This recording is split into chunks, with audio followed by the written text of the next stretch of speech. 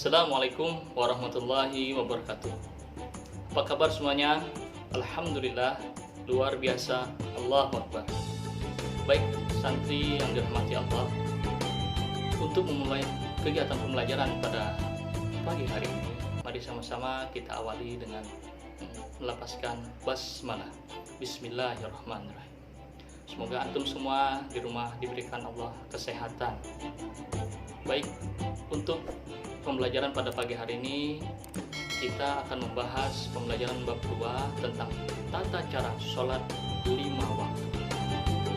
Silahkan kalian semua menyimak dan memahami video berikut ini.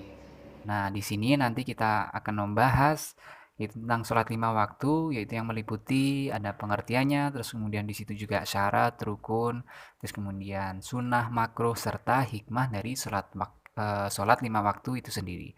Nah, langsung saja ya kita lanjut ke pembahasan selanjutnya, yaitu apa itu sholat fardu ya.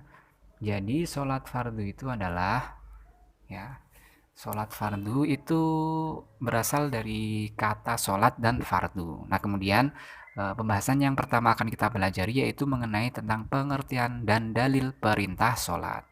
Nah, di sini pembahasan yang pertama dibahas yaitu tentang sholat. Nah, terus kemudian sholat itu berasal dari bahasa Arab yang artinya doa. Kemudian adapun secara istilah, sholat adalah ibadah yang dimulai dengan bacaan takbiratul ihram dan diakhiri dengan ucapan salam dan dengan syarat dan ketentuan tertentu. Kemudian segala perkataan dan perbuatan yang termasuk rukun sholat mempunyai arti dan makna tertentu yang bertujuan untuk mendekatkan hamba kepada penciptanya. Nah, seperti itu ya, itu adalah seputar pengertian tentang sholat menurut bahasa dan menurut istilah. Kemudian pembahasan selanjutnya mengenai sholat fardu ini yaitu membahas tentang pengertian dan dalil perintah sholat.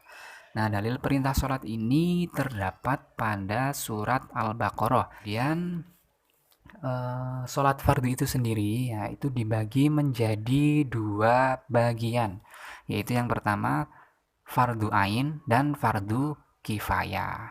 Nah, terus kemudian apa itu fardu ain dan fardu kifayah?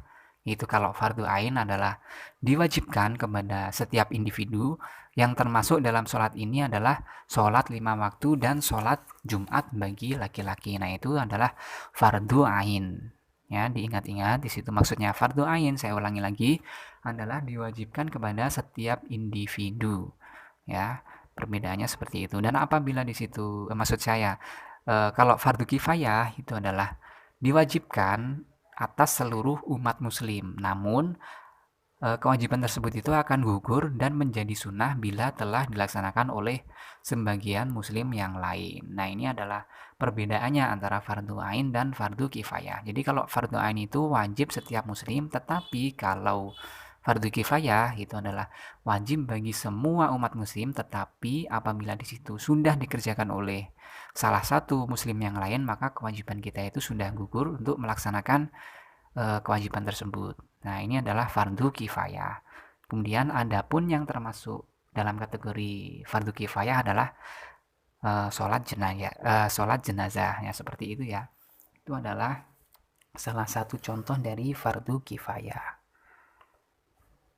Nah, terus kemudian pembahasan selanjutnya yaitu tentang ketentuan-ketentuan sholat. Jadi pelaksanaan sholat 5 waktu itu harus berdasarkan ketentuan yang telah disepakati dalam syariat Islam.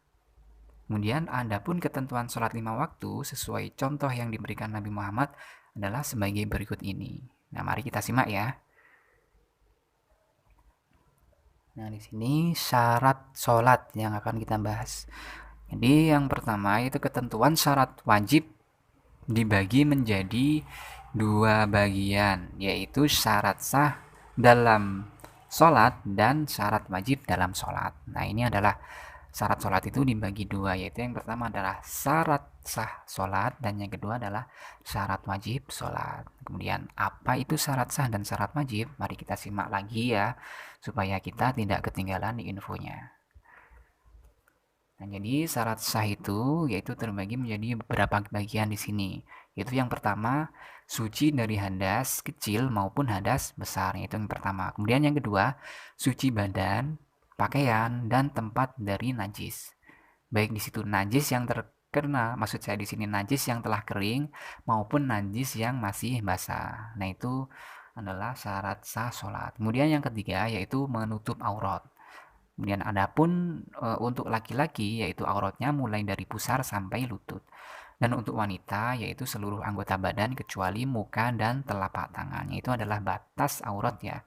Batas aurat bagi laki-laki dan perempuan. Kemudian syarat yang selanjutnya yaitu telah masuk waktu sholat.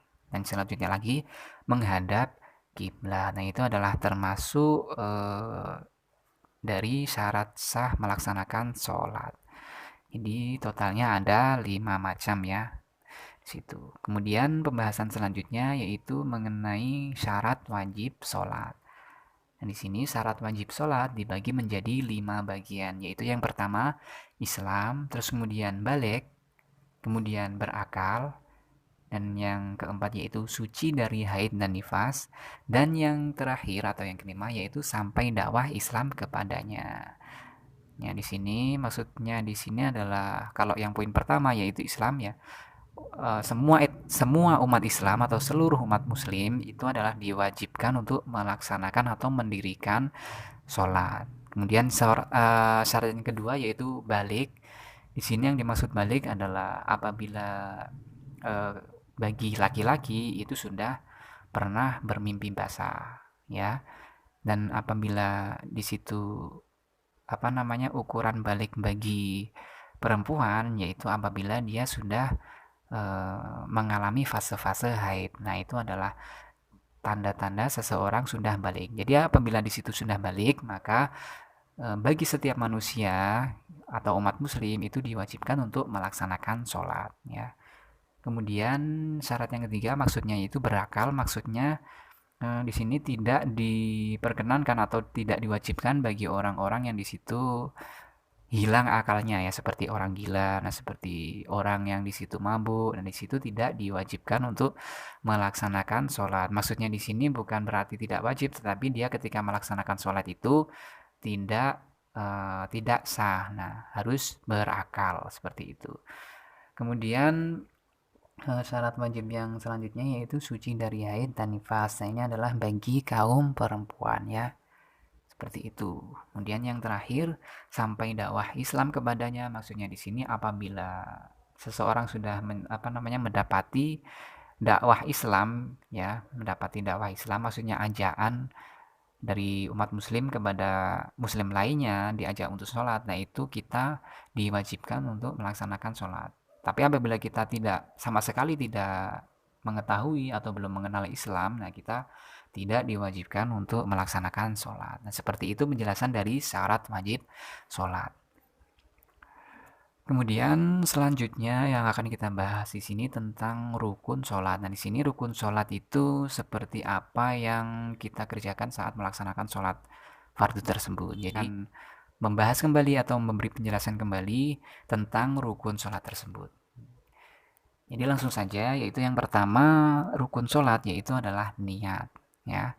Terus kemudian yang kedua berdiri bagi yang mampu, kemudian takbiratul ihram, membaca surat Al-Fatihah, ruku dengan tumak ninah. Nah, di sini maksud tumak ninah itu adalah berhenti sejenak. Nah, seperti itu ya. Jadi tidak langsung cepet-cepetan ketika sholat itu, tidak seperti itu. Maka di sini ada keterangannya ruku dengan tumak ninah. Nah, maksud tumak ninah itu adalah berhenti sejenak. Seperti itu ya. Terus kemudian yang selanjutnya yaitu iktidal dengan tumak ninah. Nah, seperti itu. Kemudian sujud 2 kali dengan tumak ninah. Terus kemudian duduk di antara 2 sujud dengan tumak ninah. Dan duduk tasyahud akhir dengan tumak ninah. Membaca doa tasyahud akhir. Membaca sholawat atas Nabi Muhammad SAW. Kemudian mengucapkan salam. Dan yang terakhir adalah tertib. Ya, maksudnya di sini tertib adalah kita ketika melaksanakan sholat itu tidak boleh dimulai dengan salam. Nah, itu tidak boleh. Jadi harus berurutan. Berurutan maksudnya di sini adalah mulai dari niat, berdiri bagi yang mampu, takbiratul ihram. Nah, itu beruntut terus sampai mengucapkan salam. Jadi tidak boleh dipisah-pisah atau diloncat-loncat tuh nggak boleh. Itu maksud dari tertib seperti itu. Kemudian pembahasan selanjutnya di sini terkait sholat fardu atau sholat lima waktu yang difardukan tadi, yaitu membahas tentang sunnah sholat. Jadi sunnah sholat dalam sholat itu terbagi menjadi dua bagian ya. Maksudnya di sini sunnah di dalam sholat itu dibagi menjadi dua bagian. Yaitu yang pertama adalah sunnah abaat dan sunnah hayat. Jadi kalau sunnah abaat itu adalah sunnah yang ketika ditinggalkan ya, baik itu sengaja maupun tidak, maka harus diganti dengan sujud sahwi. Nah itu adalah penggantinya. Terus kemudian apabila di situ termasuk sunnah hayat, yaitu sunnah yang apabila tidak dikerjakan maka tidak diwajibkan untuk menggantinya dengan sujud sahwi, yaitu perbedaannya antara sunnah abaat dan sunnah hayat. Nah kemudian pembahasan yang akan kita bahas selanjutnya yaitu terkait tentang macam-macam sunnah abaat dan macam-macam sunnah hayat, yaitu sebagai berikut. Yang termasuk sunnah abaat sholat yaitu yang pertama adalah duduk tasyahud awal, kemudian membaca tasyahud awal, terus yang ketiga yaitu membaca sholawat Nabi pada tasyahud awal, dan yang terakhir membaca sholawat Nabi kepada keluarga Nabi dalam tasyahud akhir. Nah ini adalah sunnah abaat sholat, yaitu ada 4 macam. Kemudian sunnah hayat sholat itu terbagi menjadi 7 bagiannya. Maksud saya di sini terbagi menjadi beberapa bagian. Nah, itu yang pertama, mengangkat kedua tangan pada saat takbiratul ihram. Kemudian yang kedua, meletakkan kedua tangan di dada atau antara perut dan dada, telapak tangan kanan memegang pergelangan tangan kiri. Ya seperti orang sholat itu ya, seperti itu keadaan tangannya. Kemudian mengarahkan pandangan kedua mata ke arah tempat sujud.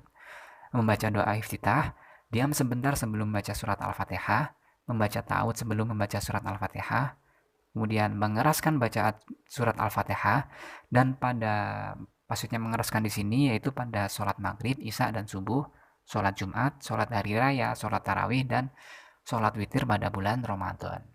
Kemudian sunnah yang selanjutnya yaitu membaca amin setelah membaca surat Al-Fatihah, membaca takbir, setiap kali akan ruku dan dengan mengangkat dua tangan seperti takbiratul ihram, kemudian membaca tasbih ketika ruku dan sujud, kemudian mengangkat tangan ketika bangun dari ruku sambil membaca tasbih, kemudian berdoa ketika duduk di antara dua sujud, dan duduk sejenak waktu bangun dari sujud pada rakaat pertama, terus duduk iftirasi, duduk tawaruk, berdoa setelah membaca sholawat Nabi, dan yang terakhir mengucapkan salam sambil menoleh ke kiri. Nah itu adalah termasuk sunnah hayat yang apabila kita lupa melaksanakannya atau mengerjakannya maka kita tidak diwajibkan untuk mengerjakan sujud sahwi, tetapi alangkah baiknya kita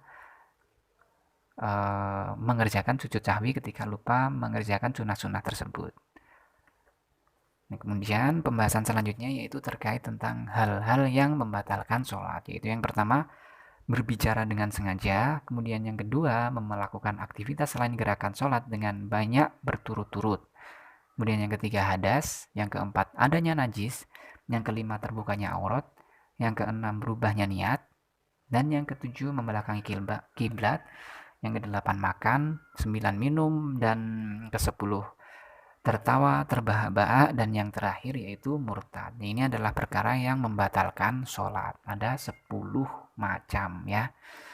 Mungkin bisa diingat-ingat kembali ya, ada 10 macam. Kemudian yang terakhir yaitu terkait tentang makruh dalam sholat ya. Itu makruh dalam sholat yaitu dibagi menjadi 5 bagian ya. Yang pertama yaitu memejamkan mata. Kemudian yang kedua menengok ke kanan dan ke kiri tanpa ada alasan yang syar'i. Kemudian yang ketiga menyandarkan siku pada saat bersujud. Kemudian yang keempat menengadah ke langit, dan yang kelima yaitu melakukan hal-hal yang dapat mengurangi kekhusyuan ketika sholat. Itu adalah termasuk makruh dalam melaksanakan sholat ya. Baiklah anak-anak, sampai di sini dulu pembelajaran kita pada hari ini. Mari sama-sama kita akhiri dengan ucapan Iqra. Alhamdulillah. Akhirul kalam, assalamualaikum warahmatullahi wabarakatuh.